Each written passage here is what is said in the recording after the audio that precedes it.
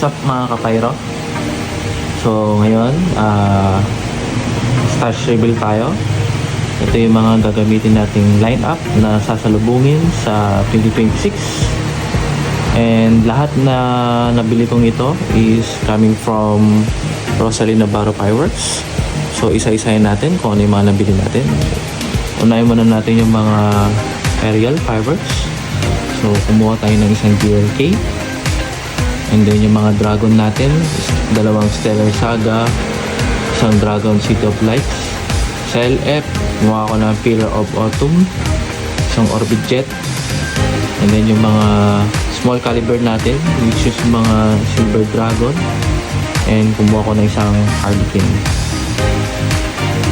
And kumuha din tayo ng maraming fountain. So gaya nito, big tube na Tiger Fireworks. And kumuha din tayo ng LF na Golden Big Fountain Tube.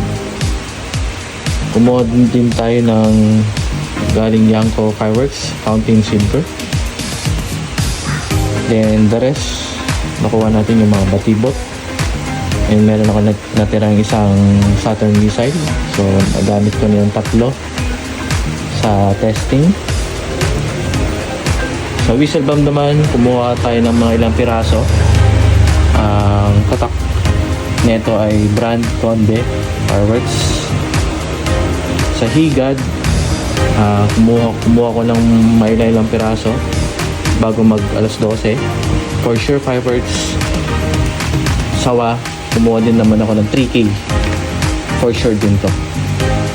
Sa bombshell natin, galing kay Debrilla Fireworks Andromeda, kumuha ng dalawa, 9 shots. Sa Quitis naman, kumuha tayo ng regular na Eagle tsaka dalawang Conde. And natira ko pala last year, ito pala yung mga Quitis natin na tira-tira. So yun lang guys, sa lubong 2026, lahat na ito ay sa fireworks ko, gagamitin ko ng firing system. So alam ko excited na tayo lahat mga kapayro. Salubungin ng masaya at ingat po tayong lahat.